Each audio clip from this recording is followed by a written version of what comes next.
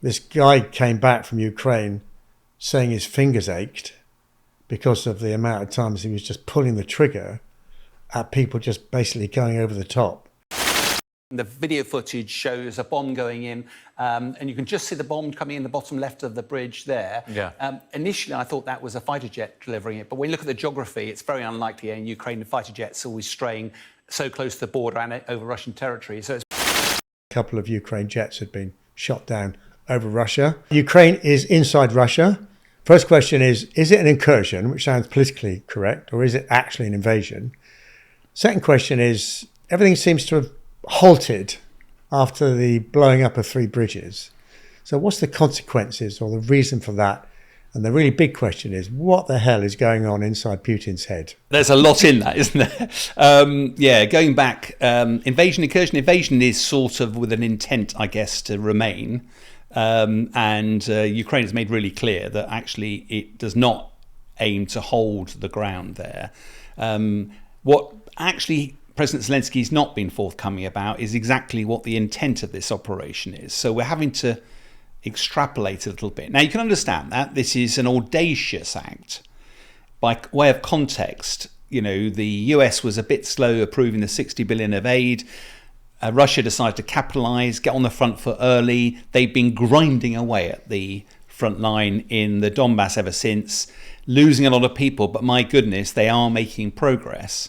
And Ukraine needed to do something to change the story, to gain the initiative, get momentum. And that's what they've done. It looks likely the initial push was about 1,000 soldiers and about 20 tanks. That's what we understand. But we also understand they met very little resistance. A few conscripts and a few non-military folk, and they swept that aside because the Ukrainians were battle-hardened troops. We understand there may be up to 10 times as many troops involved now. Who knows how many tanks? On Ukraine's side. On Ukraine's side, yeah. And they pushed away. And this now the question then is, how far are they going to go? And I think what was interesting this last week, bridge by bridge, 3 bridges, will show a map of the area, but they're all over the same river. They're all relatively close together.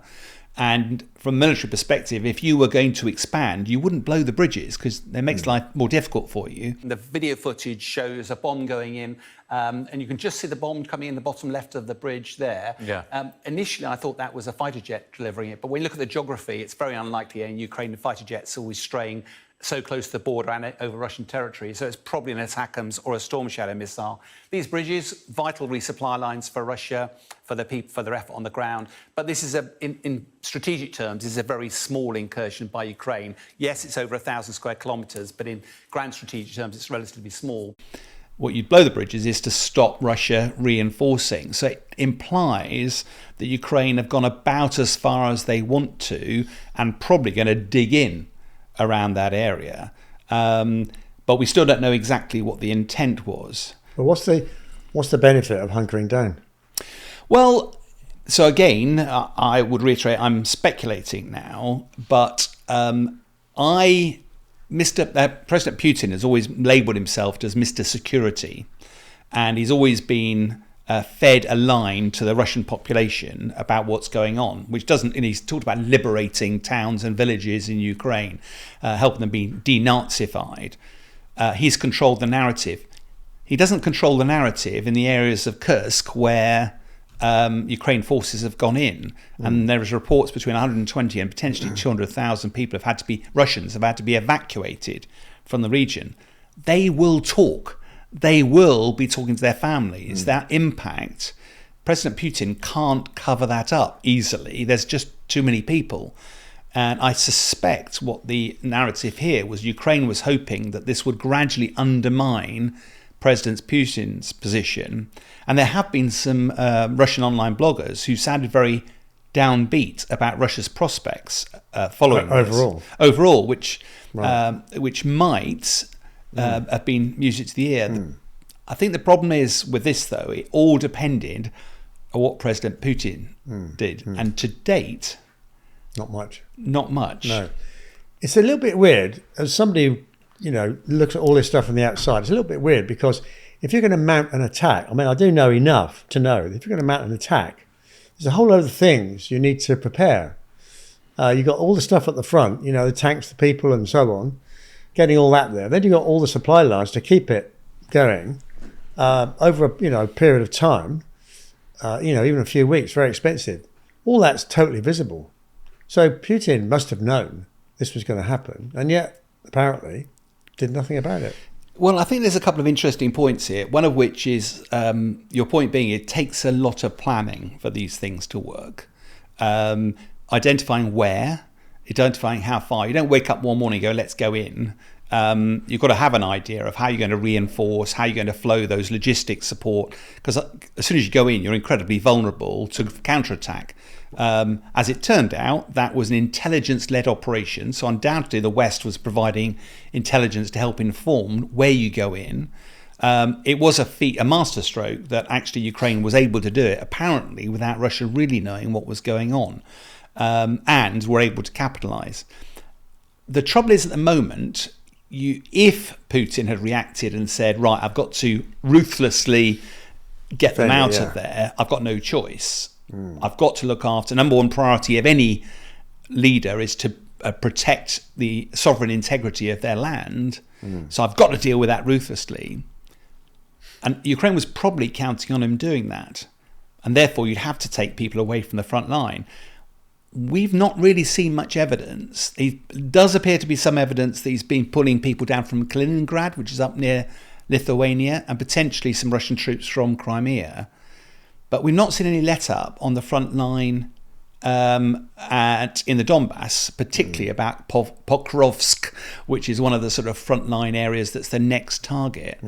And the worry here, therefore, from Ukraine's perspective, is they've played their hand.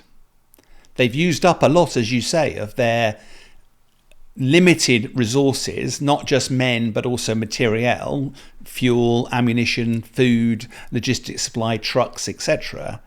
If that hasn't prompted a reaction from Putin, actually potentially leaves the front line more vulnerable. Yeah. And therefore it feels like at the moment that President Putin has gone, I can deal with that later. You're not going to stay there. You're going to be vulnerable. You're not going to be able to make that last long term. I'm going to capitalize on the fact that you've now taken away some of your resources, and I'm going to push even harder at the Donbass and capitalize. And he's strategically very interested in that region and the scope it gives for the future, the corridor, land corridor, and so on. So I guess on balance, if you had unlimited resources, I mean, from Putin's side, then maybe he would do both. But equally, he's throwing, you were telling me earlier, he's throwing a lot of soldiers, literally just throwing them at the front line. This guy came back from Ukraine saying his fingers ached because of the amount of times he was just pulling the trigger at people just basically going over the top. So he's still losing a lot of people, but that's obviously where his attention seems to be. Yeah, and again, you go back through your history, Russia is one of those nations that basically doesn't really care too much about how many people it loses as long as it achieves its objectives. So it's ruthless. And yes, spoke to a Ukrainian colleague who had been speaking to some Ukrainians that had come back from the front line. And it was just heartbreaking because they were getting tired of shooting so many Russians because they couldn't go backwards because Russian barricade forces would kill them if they ran away. So they were forced to run towards the Ukrainians and they were just picking them off. And even the Ministry of Defence has released stats that say it's still, for the last couple of months, been over 1,000 casualties a day. That's a huge number of casualties. But what's pretty evident is that, I'm being gloriously flippant here, but the fighting generally only happens in the summer and the autumn, because by the time the autumn rains arrive, everything bogs down, then it freezes and it's really difficult. Fighting will still continue, but you don't make quite the same progress. So there's a window of opportunity that Russia has clearly decided it is going to push very hard, get as far into the Donbass as it can in this period.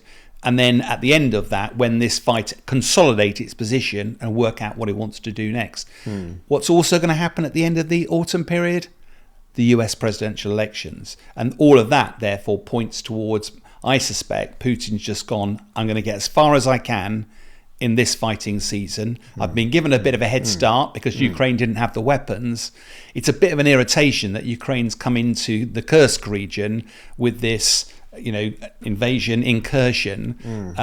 But to be honest, I'm going to keep my focus on the front line, and that appears to be what's happening at the moment. Yeah, okay, well, you mentioned the American elections and the constant sort of upping the ante from Trump. So his latest one is very similar, which is if I'm elected, I will fix Russia-Ukraine within 24 hours. Now, we know he's given to being a sort of sharpshooter in the Wild West. But if a little bit of Putin believed that and thought that Trump might get in, then it might be worth waiting, just hanging out. I think ever since former President Trump has been saying some of this, and actually just sowing the seeds of doubt that why should America keep pouring money into Ukraine when there might be a deal to be done? And we've talked about this before on the podcast. My nervousness is that, I'm sure America, with all its immense resources, could put a lot of pressure to bear on both sides in this war. But what is the principle that if you do appease President Putin, if you do a deal, in effect it rewards Russia for its aggression against a non-nuclear nation? Where the hell does that leave global security? Where does it leave Taiwan? Where does it leave so many other countries, particularly in Africa, around some of the resources there that I think are potentially under threat if President Putin is to be rewarded in any way? So I get it. There's a lot of stuff being talked about in the US presidential elections. It has all sorts of implications for what America does next. But I think we've got to be quite careful about taking too literally what President Trump says at the moment. Let's see what happens if he gets into power. Okay, well, we're going to come on to, you mentioned the amount of financial resources that's been gifted to or given to Ukraine. In a second, we're going to come on and look at what else is happening in the EU in support of the conflict out there. But before we leave this one, I don't know whether it's connected, but I saw a clip of a film with a bit of narrative to say a couple of Ukraine jets had been shot down over Russia. I don't know whether it's to do with the incursion into Kursk, or even, is it true? Well, yeah, you and me both. I mean, I've been keeping a close tabs on what's been going on for this incursion. And particularly now the F-16s are apparently being used by Ukraine. When I heard that 2 jets had been shot down, I went, oh, here we go. Because President Putin had famously offered a big bounty to the first Russian to shoot one of these things down. I went online and did a bit of searching around, and I kept bumping into videos that showed these jets being downed.